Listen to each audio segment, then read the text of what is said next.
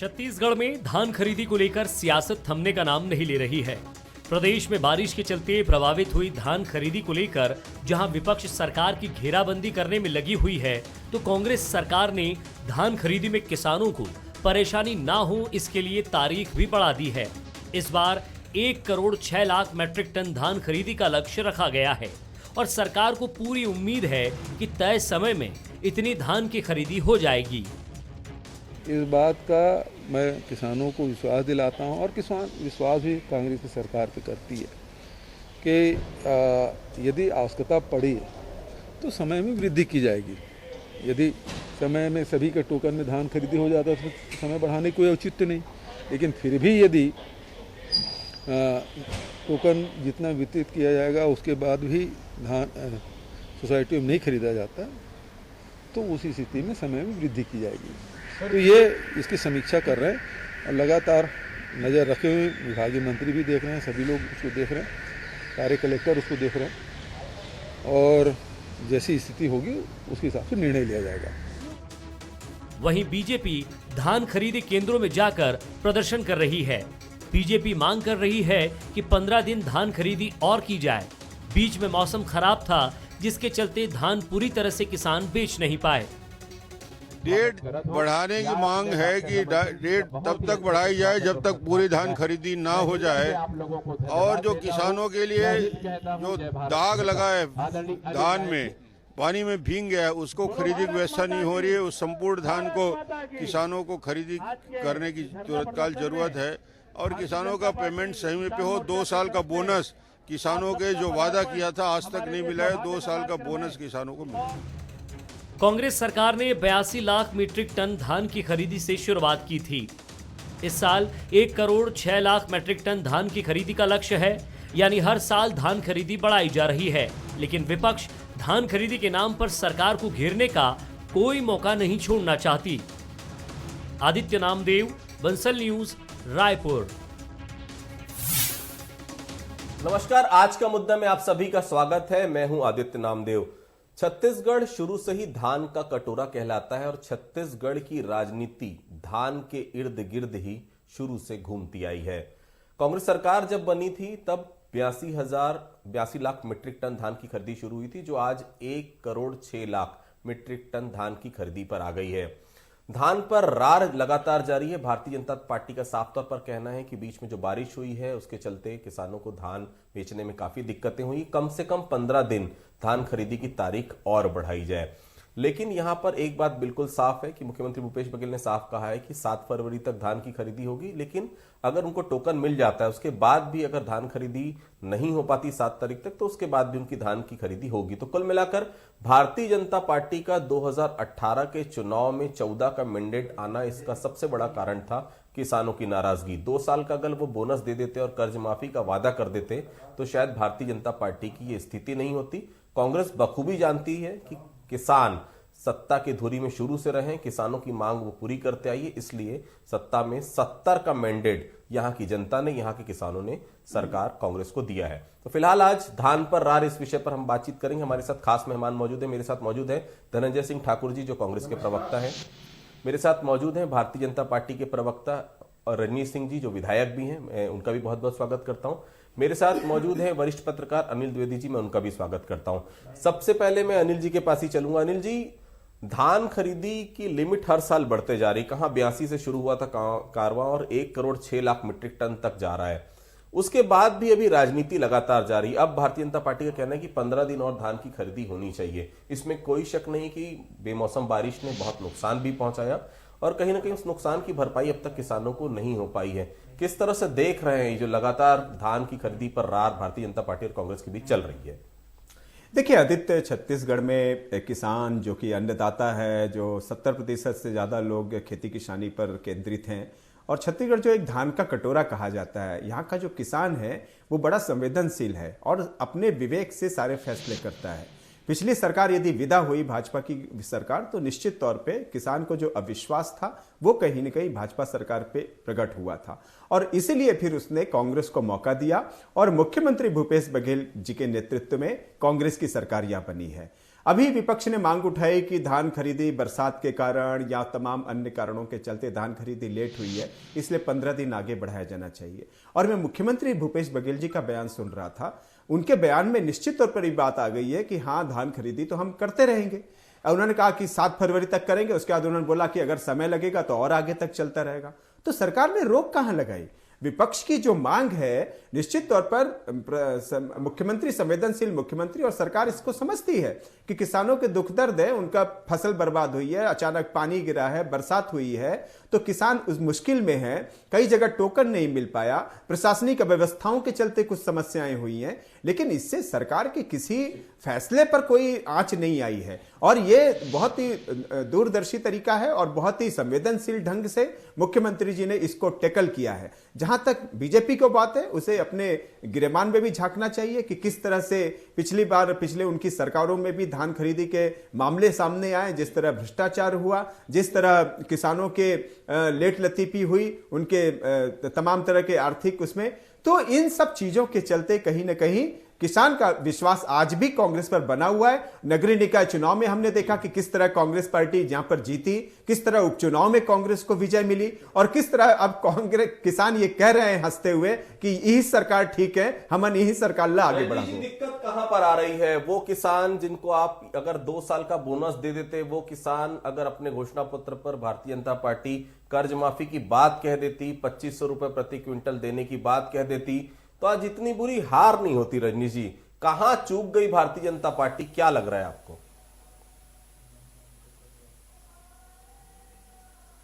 देखिए आदित्य जी, अभी जो विषय है वो धान खरीदी पर है, और आप प्रश्न किए हैं कि कहां भारतीय जनता पार्टी चूक गई।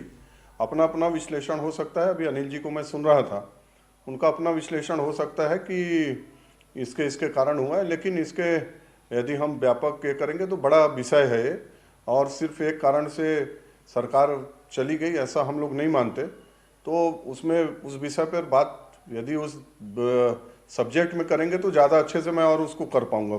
बहरहाल आज का विषय है धान पर, जो आप कर रहे हैं कि भारतीय जनता पार्टी इसमें सिर्फ राजनीति कर रही है। आदित्य जी, आप याद करिए, भारतीय जनता पार्टी के 15 साल के सरकार में 1 नवंबर से और बाद में फिर 15 नवंबर से धान खरीदी होता था और 15 फरवरी तक होता था। लगभग 90 दिन मिलता था। यदि उसमें छुट्टी को हम काट दें, इतवार को या एक आध और छुट्टियां जो बीच में आती थी, तो लगभग 75 से 80 दिन का धान खरीदी होता था। और उस समय ऐसा नहीं है कि ये 82 लाख मीट्रिक टन खरीदे हैं तो एक ही बार में खरीदे। भारतीय जनता पार्टी 7000 टन से शुरू की थी, इनको याद नहीं होगा तो मैं याद दिला देता हूँ।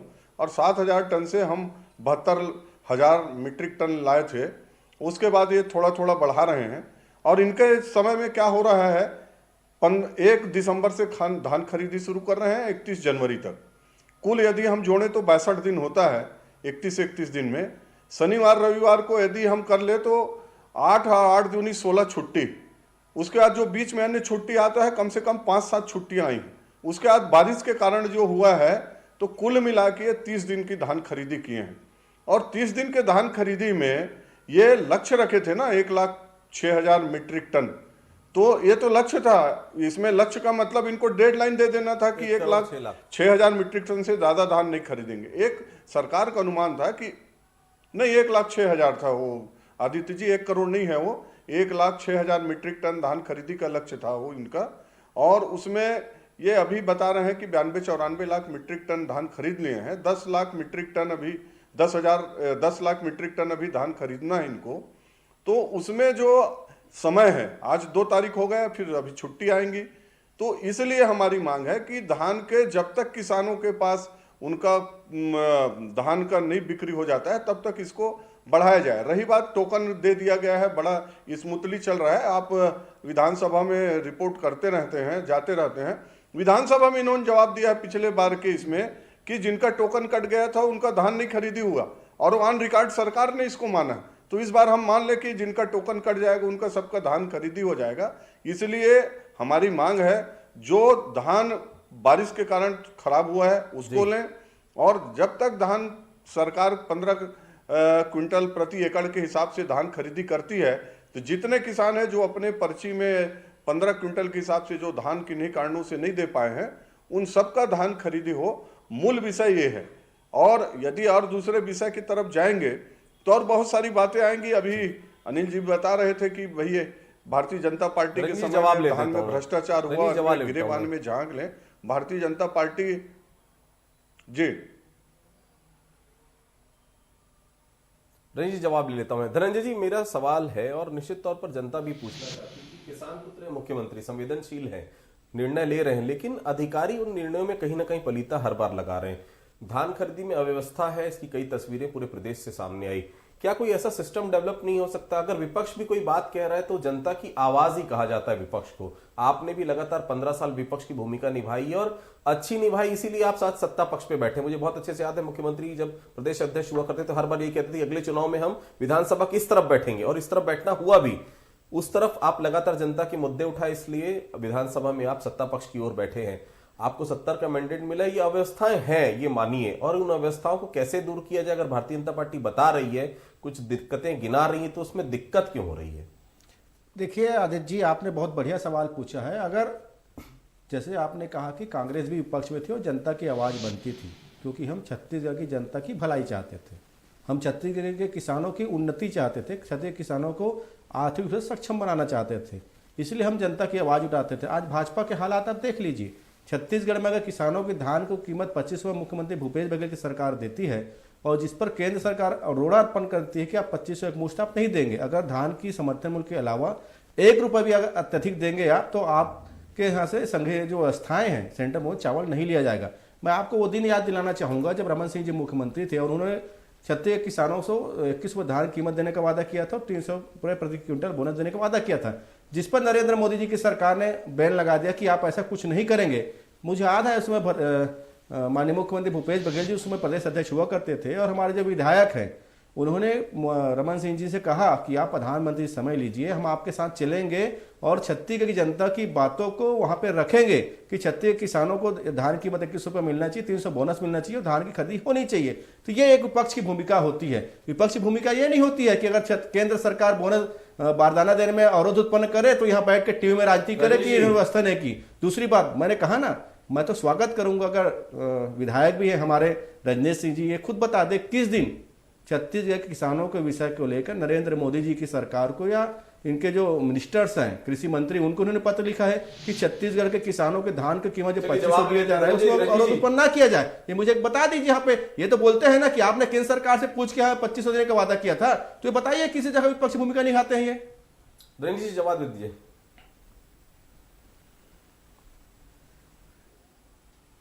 जी क्या है आदित्य जी, ये जब घोषणा पत्र बना रहे थे ना, तो ये सब ये सोच के बनाए थे कि हम जो चाहे घोषणा कर लें, उसके बाद भारतीय जनता पार्टी इसका जवाब दे। तो धनंजय भाई सुन लो जवाब। आप लोगों को ये मालूम था कि देश में एक कानून चलता है, आप जो चाहेंगे कर लेंगे, उसके बाद केंद्र सरकार को बोलेंगे। इनका जो बारदाने का बात है, बारदाने में 18-19 और 17-18 जब भारतीय जनता पार्टी थी, बारदाने के लिए जो ऑर्डर करती थी राशि, और आपने विधानसभा में जवाब दिया है, मैं आपके जैसे हवाई बात नहीं कर रहा हूं, 550 करोड़ 17-18 में और 18-19 में 600 करोड़। आप 19-20 में कितना दिए थे मालूम है? विधानसभा में जवाब दिए हो 355 करोड़, और सोचते हो कि बारदाना मोदी जी आके आपको उपलब्ध करा दे। इसी तरह से क्या है आदित्य जी, ये सोचते हैं कि भारतीय जनता पार्टी जाके। अच्छा एक बात बताइए मुझे, एक बात बताइए, क्या नरेंद्र मोदी जी अभी बारदाना बेचना बंद किए? क्या नरेंद्र मोदी जी अभी बारदाना बेचना बंद किए क्या, या बारदाना की कंपनी को बेच दिए नरेंद्र मोदी जी? एक बताइए मुझे आपको, जब रमन सरकार को बारदाना मिलता था, रमन सरकार के दौरान बारदाना उपलब्ध होती थी, आपको मालूम है? अरे आपको 25 रुपए दिए, तो क्या नरेंद्र मोदी जी ने बारदाना बनाने वाले कंपनी को क्या बेच दिए क्या, जैसे सभी कंपनियों को बेच रहे हैं? क्या नरेंद्र मोदी जी ने बारदाना कंपनी को बेच दिया क्या, जो भारत सरकार के अधीन में था? इसीलिए बोल रहा हूं, क्या बात कर रहे हैं? देखो ये आदित्य जी, ये इस तरह से यदि चिल्लाएंगे ना तो ये बोल नहीं पाएंगे। ये सोच रहे हैं कि धनंजय यदि सोच रहे हैं ना कि मैं इसी प्रकार का चिल्लाऊंगा तो बन जाएगा। आप लोग भांग खाए थे क्या? अरे भांग खाए थे क्या? भांग खाए थे? उसी बात को बता रहा हूँ, इसी बात को तो बोल रहा हूँ। अरे इसी बात को बोल रहा हूँ, कहाँ समझते हो? ध्यान है कहीं पर? दिमाग है कुछ? अरे कुछ है दिमाग? क्या बोला हूँ मैं? 17-18 में 600 करोड़ रमन सिंह जी बारदाने के लिए दिए थे, क्या बारदाना बेच बारदाने के लिए 600 करोड़ दिए थे, 355 करोड़ दिए हो और आरोप लगा रहे हो। विधानसभा में प्रश्न में मानते हो कि हमारा केंद्र सरकार का जवाबदारी नहीं है और इसी तरह से डिबेट करने आ जाते हो। थोड़ा सा समझ लिया करो, तैयारी कर लिया करो और चिल्लाने चीखने से नहीं होगा, चिल्लाने चीखने से नहीं होगा। अडानी अंबानी के बारे में जाके अभी पूछना अपने मुख्यमंत्री से, अपने मुख्यमंत्री से जाके पूछना क्या क्या सेटिंग किए हैं, अपने सरकार से पूछना कि क्यों कोल ब्लॉक को दे रहे हैं, क्या क्या काम ले रहे हैं, अपने मुख्यमंत्री से पूछना। और इस तरह से ना तैयारी के साथ आया करो, तैयारी के साथ आया करो। कुछ भी बोलने से कोई सुनने वाला नहीं है। अपनी असफलताओं को छुपाओगे, आने वाले समय में जो वो बता रहे हैं ना नहीं लगेगी। 20 साल के लिए जाओगे, अभी 15 साल के लिए गए थे, 20 साल के लिए जाओगे। इसलिए बिना तथ्य के, बिना तर्क के ऐसी बात कर रहे हो। ऐसी क्या आदित्य जी, आदित्य जी क्या है, आदित्य जी ये चिल्लाते रहे तो ये चित्ते चिल्लाते रहेंगे, इनके पास कोई तथ्य नहीं है। जी मेरा एक सवाल था धनंजय जी, सरकार विधानसभा में मानती है कि मोदी जी किसान विरोधी है। धनंजय जी क्या है आदित्य जी, आदित्य मेरा एक सवाल था, इनको करते रहेंगे ना घोषणा पत्र ये में तमाम चीजें आपने जो डिक्लेयर, एक मिनट रंजीत साफ हो जी, चुके एक मिनट रंजीत जी ना, धनंजय जी मेरी एक बात सुनिए पहले। आप अगर घोषणा पत्र आपने बनाया था, घोषणा पत्र में तमाम चीजें आपने लिखी, एक मिनट धनंजय जी, धनंजय जी ये तो नरेंद्र मोदी जी है जिसको जनता ने चुना है। रावण सर्वशक्तिमान क्या है आदित्य धनंजय जी, ऐसे लोगों से आप उम्मीद करते हैं आदित्य जी, आपको ऐसे लोगों से उम्मीद है कि घोषणा पत्र के बारे में बात करेंगे। धनंजय जी आपको उम्मीद है, ऐसे प्रवक्ता से आपको उम्मीद है कि धनंजय जी मेरे घोषणा पत्र के बारे में बात करेंगे। ऐसे प्रवक्ता से आपको उम्मीद है आदित्य जी, ऐसे प्रवक्ता से आपको उम्मीद है। धनंजय जी मेरा एक सवाल था रंजीत जी, धनंजय जी झांकेंगे, इनसे उम्मीद है आपको, इनसे उम्मीद है।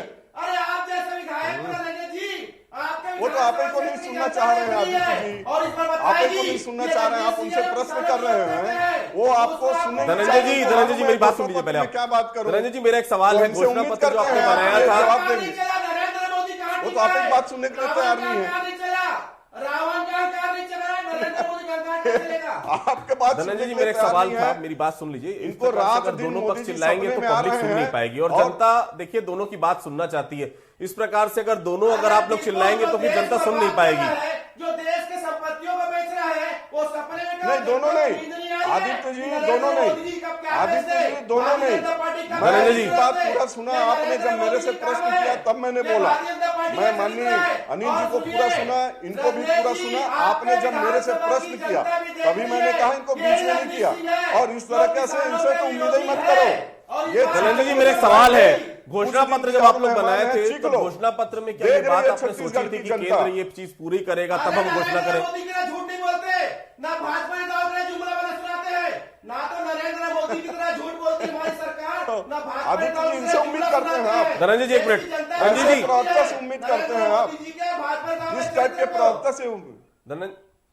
धनंजय जी मेरी, आप जैसे विधायकों को इस बार जनता बताएगी, आप जैसे किसान विरोधी विधायकों को ना आपके क्षेत्र की जनता बताएगी कि जब भूपेश बघेल की सरकार किसानों को लाभ धनंजय जी तो रजनेश सिंह जी किसानों के विरोध में खड़े थे। आदित्य जी कुछ पूछ रहे हो उसको सुन लो, अरे आदित्य बताए उसको पूछ लो। देखिए मैं सुन लो आदित्य जी, मैं अनिल द्विवेदी के पास चलता हूँ। धनंजय जी मैं अनिल द्विवेदी जी के पास चलता हूँ। अनिल द्विवेदी जी ये धान पर लगातार रार क्यों हो रही, क्या कारण है इसका? क्यों भारतीय जनता पार्टी की बात कांग्रेस सत्ता पक्ष नहीं सुनना चाहता, सत्ता पक्ष की बात विपक्ष नहीं सुनना चाहता? ये चल क्या रहा है छत्तीसगढ़ में? क्या इसी राजनीति की हम उम्मीद करते हैं? छत्तीसगढ़ में बेहद शांत प्रदेश है, किसानों का प्रदेश है।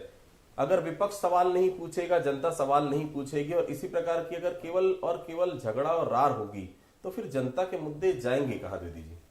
देखिए आदित्य, ये तो आपने बिल्कुल सही बात कही है और दोनों ही राजनीतिक दल अपना अपना धर्म भी निभा रहे हैं। विपक्ष अपना धर्म निभा रहा है, सत्ता पक्ष अपना धर्म निभा रहा है। मैं एक सवाल दोनों दलों से पूछना चाहता हूं कि अगर बारदाने की कमी है तो क्या किसान उससे प्रभावित हो रहा है? बिल्कुल नहीं। वो आपकी तरह आप में बहुत आश्रित होकर के नहीं बैठा है। 1 लाख से ज्यादा मीट्रिक टन धान यदि खरीदा गया है तो किसान कहीं ना कहीं बारदाने का इंतजाम करके आप तक पहुंचाया उसने गेहूं को। वो आपके भरोसे नहीं है दोनों राजनीतिक दलों को ये बात समझनी होगी कि आपके लड़ने से या आपके कुतर्क करने से किसान का कोई फर्क नहीं पड़ने वाला। वो समझदार व्यक्ति है और छत्तीसगढ़ का किसान तो बहुत मेहनती, जागरूक और विवेकशील है। वो दुख जरूर व्यक्त कर रहा है, लेकिन फिर भी बारदाने की कमी के चलते उसका कोई काम प्रभावित नहीं हो रहा है। ये आपके लिए राजनीति का मुद्दा हो सकता है। दूसरी बात जो आदित्य, आपने एक बहुत अच्छी बात उठाई थी कि किसानों की और भी बहुत सी समस्याएं हैं। मैं एक दिन एक वायरल वीडियो देख रहा था, उसमें एक मंडी में एक कर्मचारी जो है रिश्वत ले रहा था। धान खरीदी में खरीदे कितना तोलवा रहे हो, कितना कर रहे हो, उसके लिए वो रिश्वत मांग रहा है, वो पैसा ले रहा है उस किसान से। तो ये जो करप्शन हो रहा है निचले स्तर पर, इस पर रोक लगाने की जरूरत है। अचानक बरसात हुई, बरसात के चलते धान प्रभावित हो गया। क्या कांग्रेस इस बात का जवाब देगी कि 3 साल में उसने कितने गोदाम बनाए कि किसानों का धान आज भी खुले में पड़ा हुआ है, आप उसके लिए जो तारपोल होता है उसका तक इंतजाम नहीं कर पा रहे। एक बात और, मोहम्मद अकबर ने, मंत्री है मोहम्मद अकबर, उन्होंने नोटिस भेजा कलेक्टर को। से दूर करने के लिए कोई प्रयास आप सार्थक पहल करेंगे? निश्चित तौर पर देखिए आदित्य जी, छत्तीसगढ़ धान का कटोरा है और एक बहुत बड़ी आबादी छत्तीसगढ़ में धान पैदा करती है।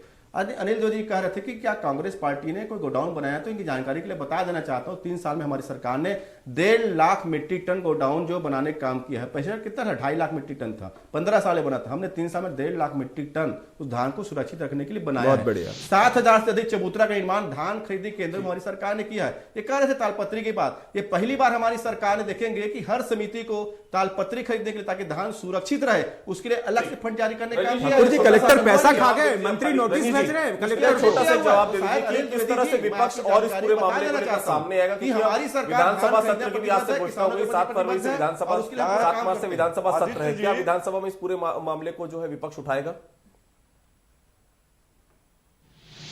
निश्चित रूप से आदित्य जी, निश्चित रूप से एक एक चीज विधानसभा में उठेगा और जैसे इनकी जानकारी आया है वैसी जानकारी आएगा।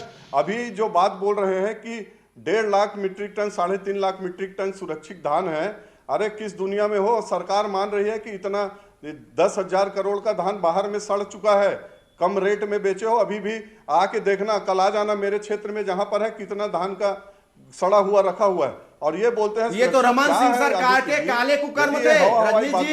रजनी जी रमन सरकार के कमीशन देखना पड़ेगा।